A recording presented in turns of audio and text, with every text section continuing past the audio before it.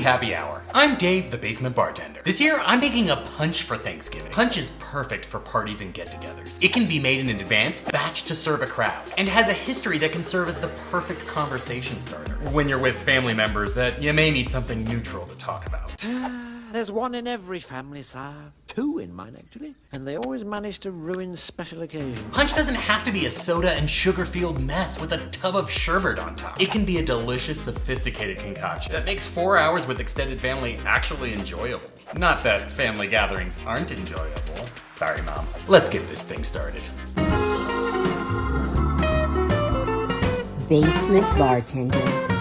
Punch was introduced to the world by the East India Trading Company in the late 17th century. The original drink, punch, translates to 5 for the original 5 ingredients: alcohol, sugar, citrus, water, and spices. Today's recipe was inspired by San Francisco mixologist John Gasparini. I love the idea of this punch because the dilution comes from apple cider rather than melted ice, making it incredibly easy to batch ahead of time. I'll be making a single serving today, but I'm gonna give measurements in parts rather than ounces. You can multiply as necessary to suit your party's needs. Start with 2 parts cognac as the base spirit. Cognac is brandy distilled from French white wine and aged in oak barrels for at least 2 years. It has a woodsy, spicy flavor that elevates late fall or early winter flavors. Next, I want to add something bright and floral. Trust me, with all the family in one room, we're gonna need something bright. My car in the garage!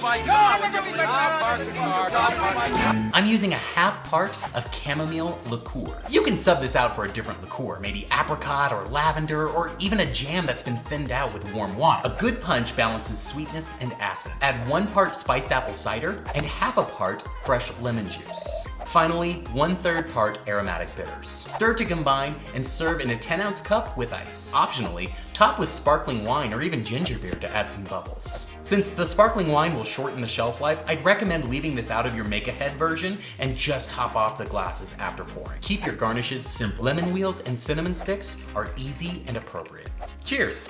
This punch is neither too strong nor too sweet. Whether made ahead of time or a la carte, it's gonna help you get through that long afternoon. I mean enhance. It'll enhance the afternoon. Yeah. Pretend those like and subscribe buttons are dog noses and give them a boop. Happy holidays. We'll see you next time.